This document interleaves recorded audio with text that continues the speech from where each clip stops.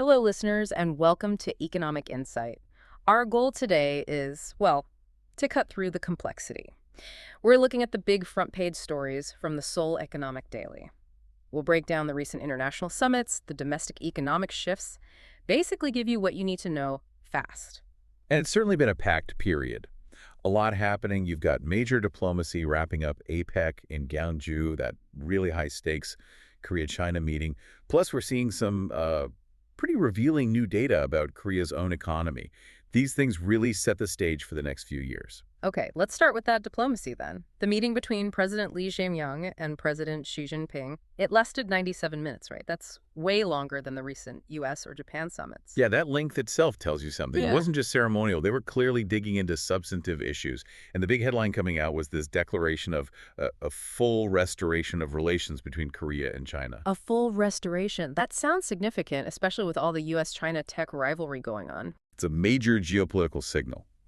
When President Xi says, that stable development benefits both sides, it really means China's trying hard to keep its economic relationships strong with neighbors, trying to counter that push for complete supply chain alignment with the U.S. Right, sort of shoring up its regional ties. Exactly. And the concrete deals reflect that.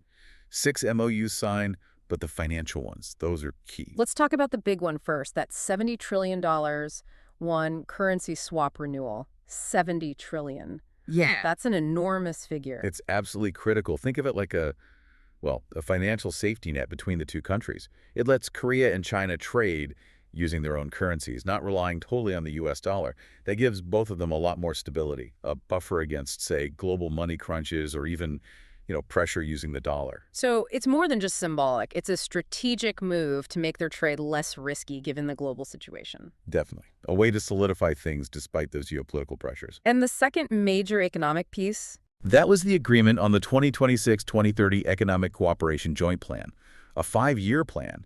This isn't just talk. It's a roadmap for investment and trade, aiming for tangible results people can feel, which, in practice, means pushing forward those Korea-China free trade agreement talks, specifically on services and investment. Okay, but didn't they also touch on some really tricky subjects? I remember reading about Hanwha Ocean, issues in the West Sea, and that Halley ban, the Hanghanryum. They did. Those sensitive topics were definitely on the table. The agreement was to handle them through communication, keep talking. But the interesting link, maybe even leverage, is with that Halley ban. The thinking seems to be, if China opens up more on the cultural exchange front, which fits right into that FTA services part, then resolving the Hanghanryum becomes much more likely. Wow, so using K-pop and dramas as a potential bargaining chip in trade talks. It seems like Korea's soft power is directly linked to hard economic policy there. A very clever connection. Okay, moving from that one-on-one summit to the bigger APEC meeting, also in Gyeongju, they adopted the Gyeongju Declaration, plus initiatives on AI and demographics. But there was some friction right away, wasn't there? Something about the wording. Yes, that was revealing. What didn't make it into the final declaration, the declaration passed, but the phrase supporting WTO-based multilateral trade, it was left out. Wait, hold on. You mean they couldn't get everyone, including the U.S., presumably, to agree on supporting the basic global trade rules via the WTO? That's what it points to. The U.S. opposed, including that specific phrase.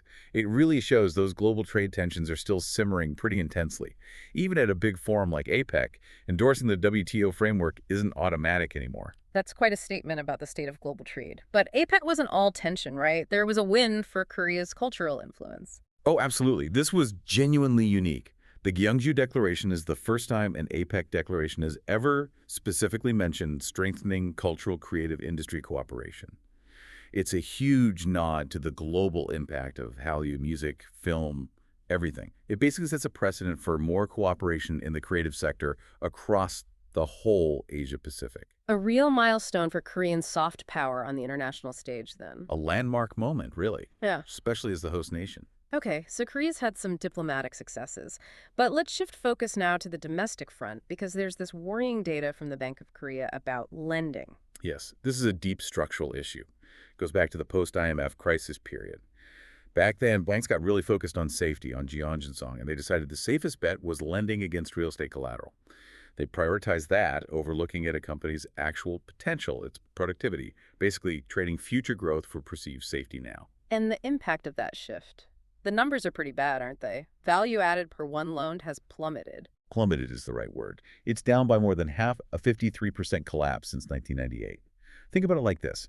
For every one a bank lends out today, the economy gets about half the productive boost it did back then.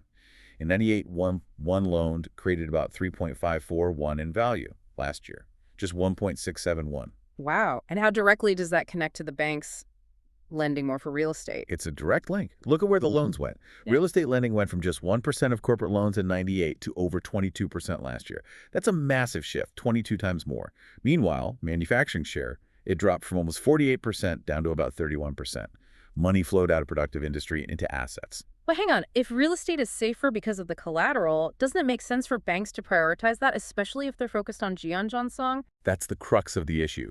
It might seem rational short term, but the argument is it's creating a long-term drag because real estate lending just isn't very productive.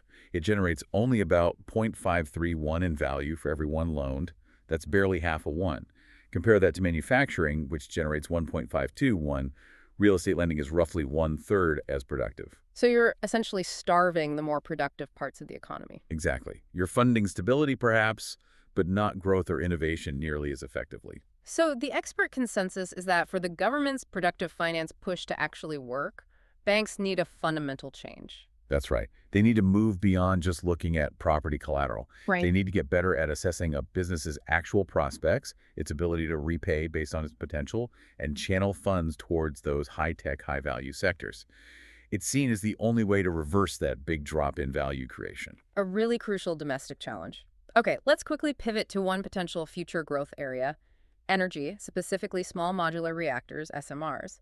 We heard about TerraPower. Yes, TerraPower, founded by Bill Gates. They're developing a next-gen SMR, the sodium fast reactor or natrium technology. And the big news from their CEO, Chris Levesque, is that Korea is slated to be the third country after the US and UK to get this tech. The third country globally. Why Korea? What's the appeal? Levesque pointed to the synergy with renewable energy. Their natrium SMR isn't just a steady power source. It has thermal storage, which means it can adjust its output very flexibly. Store heat when solar and wind are strong, then ramp up power fast when they dip. Ah, so it helps solve that classic intermittency problem with renewables. Precisely. Levesque was clear. It's not an either between nuclear and renewables. They work together. That flexibility is vital for hitting climate goals. Plus, the Korean industrial base is already involved. SK, HD, Hyundai Heavy Industries, Doosan Enerbility. They're already making key parts for the first U.S. project in Wyoming. So they're already partners in building it, not just future buyers. Right. That first reactor section in the U.S. is supposed to start construction early next year. Korea is deeply integrated already. So today we've really dug into the restoration of Korea-China relations, domestic finance issues, and future energy tech. We'll be back soon with more insights. For now, from Economic Insight and the Seoul Economic Daily, thank you for listening.